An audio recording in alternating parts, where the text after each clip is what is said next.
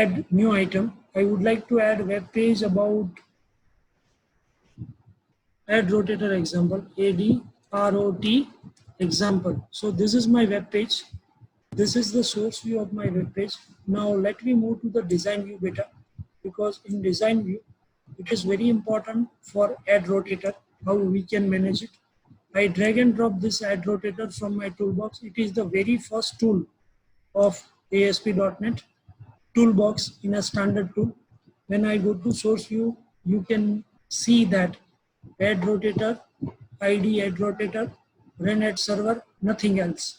Now, as we know that one, जब हम लोग कोई डेटाबेस और कोई वेबसाइट बनाएंगे तब मेनू के लिए एक XML फाइल यूज करेंगे और एड रोटेटर के लिए भी मुझे एक XML फाइल चाहिए. सो जिस तरह से हमने वेब पेज ऐड किया था वैसे ही, बिल्कुल वैसे ही, right click, add new item, और सबसे नीचे XML फाइल होती है बेटा, ये है XML फाइल, और ये XML फाइल का नाम दिया मैंने माई एड.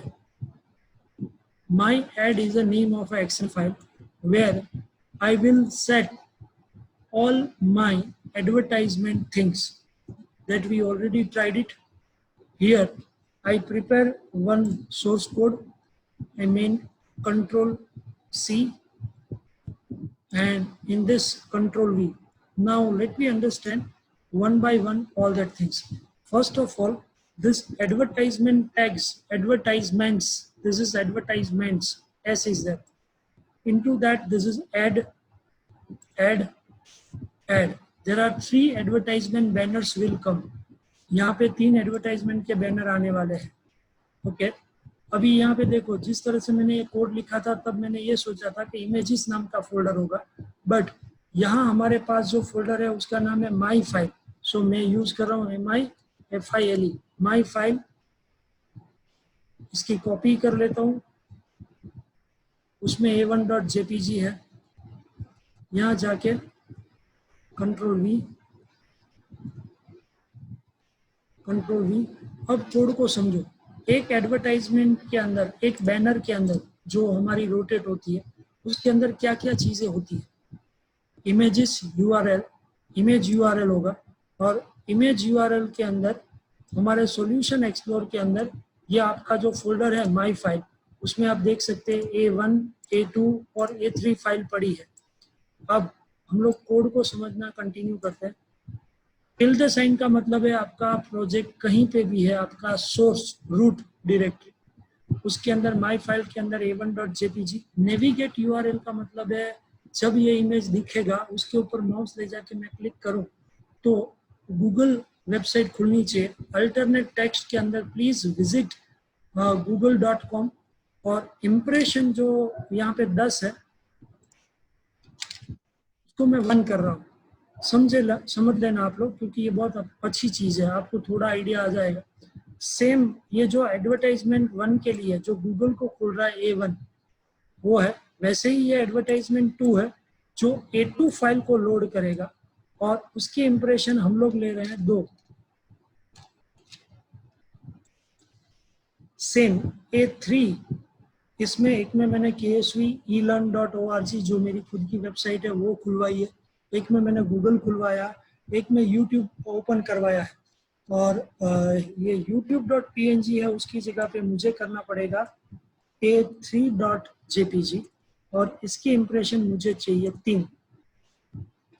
ये 1, 2, 3 मैंने इसलिए लिखा है कि मैं आप लोगों को अभी बता रहा हूँ कि A1 इमेज में क्या है, A2 इमेज में क्या है. डिवीजन D, उसमें 20 अगस्त वाला प्रोजेक्ट, उसमें माई फाइल वाला प्रोजेक्ट. इसके व्यू में थोड़ा और एक्स्ट्रा लार्ज कर देते हैं. ये गांधी आश्रम अहमदाबाद का, ये जामा मस्जिद, और ये रिवर फ्रंट. अब सब लोगों का ध्यान यहाँ पे.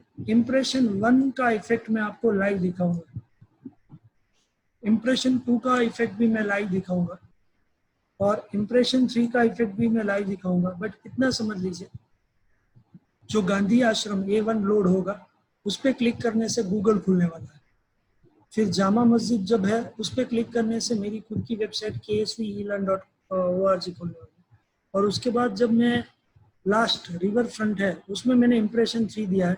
सो विदाउट वेस्टिंग टाइम मैं यहाँ पे हेड रोटेटर का जो ये चीज़ है उसको ओपन कर रहा हूँ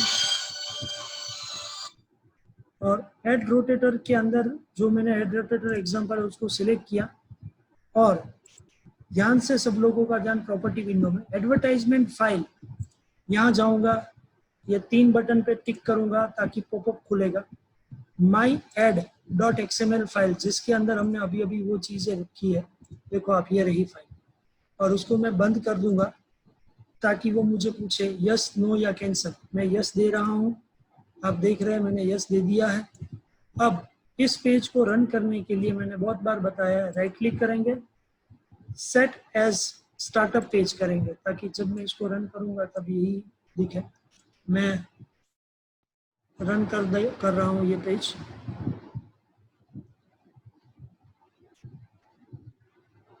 फर्स्ट फोटो गांधी आश्रम का जिसका इंप्रेशन मैंने 1 रखा है. फिर मैं यहाँ पे वेब पेज रिफ्रेश कर रहा हूँ, फिर से वही फोटो, फिर जामा मस्जिद, फिर से जामा मस्जिद, फिर गांधी आश्रम, फिर जामा मस्जिद, जामा मस्जिद.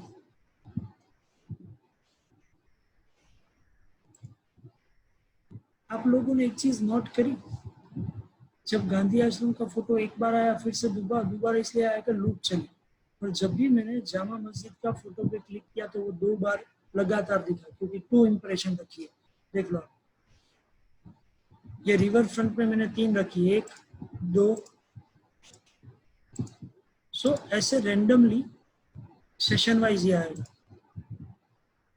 ओके, अब मैं इस पर टिक कर रहा हूँ, यूट्यूब खुल गया क्योंकि इसके ऊपर मैंने यूट्यूब रखा. फिर से मैंने इसको रिफ्रेश किया, जामा मस्जिद है, जामा मस्जिद के ऊपर मैंने जब टिक किया तो KSVElearn.org की साइट है वो खुल गई. फिर से मैंने रिफ्रेश किया, गांधी आश्रम है, इस पर टिक किया तो गूगल खुल गया. मतलब कि जिस तरह से ओरिजिनल वेबसाइट के अंदर आप बैनर्स देखते हैं और बैनर्स के ऊपर टिक करने से आप एडवर्टाइजमेंट में जाते हैं, यहाँ पे कुछ ऐसा ही हो रहा है. But you people are not agree up to that one कि आप देखो ये गांधी आश्रम का फोटोग्राफ है वो थोड़ा बड़ा दिख रहा है, स्केलिंग नहीं है. फिर रिवर फ्रंट है वो इतना छोटा दिख रहा है और जामा मस्जिद है वो बहुत ही छोटा दिख रहा है. नाउ यू थिंक दैट कि यदि मुझे सबके इमेजेस हैं उसके स्केलिंग सेम करने हैं तो कैसे किया जाए. This is the last property that I would like to represent in front of you. उसके बाद ये एड रोटेटर पूरा हो रहा है, इसको सिलेक्ट किया मैंने, देखिए आप एड रोटेटर को मैंने सिलेक्ट किया. एड रोटेटर के अंदर जो विड्थ है उसके अंदर मैं 500 पिक्सल कर रहा हूँ.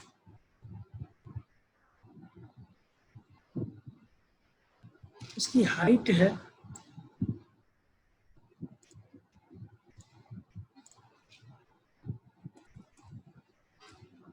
250 पिक्सल कर दी मैंने.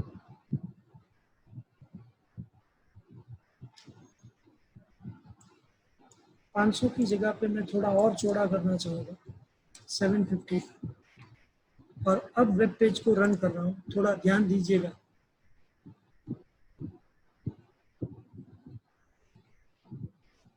फोटोशॉप में सेम इमेज बना के उसका स्केलिंग कर दो. यहाँ पे मैंने फोटोशॉप यूज नहीं किया बट एड रोटेटर का हाइट और देखो वही साइज में अब बैनर आ रहा है. जब भी आप काम करोगे रिफ्रेश करोगे तो वो रिफ्रेश होगा और रिफ्रेश होते ही अलग अलग चीज़ें आएगी और उस पर क्लिक करने से नीचे देखो बिल्कुल नीचे KSVElearn.org आ रहा है. इस वेब पेज के बिल्कुल नीचे KSVElearn.org, इसका मतलब है नेविगेट URL काम कर रहा है. youtube.com नीचे दिख रहा है, बिल्कुल नीचे ब्राउजर के अंदर एकदम नीचे दिख रहा है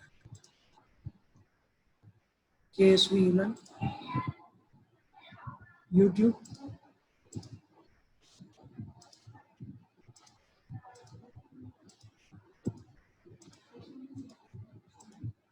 गांधी आश्रम कहाँ है?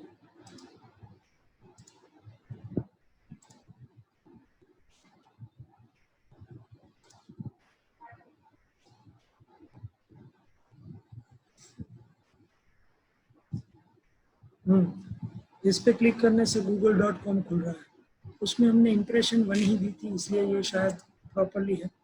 तो आप इस तरह से एड रोटेटर का यूज़ कर सकते हैं। जैसे मैंने इस पे क्लिक किया तो KSV11 खुल गया। फिर जब मैं इस पे क्लिक करूँगा तो गूगल खुलने वाला है। एक और चीज़ आप लोगों को बताना चाहूँगा, खास करके सब लोग ध्यान दें, ये लास्ट चीज़ है, उसके बाद कुछ एड रोटेटर में बचता नहीं है। मैं XML फाइल में जा रहा हूँ, सब लोगों का ध्यान यहाँ पे।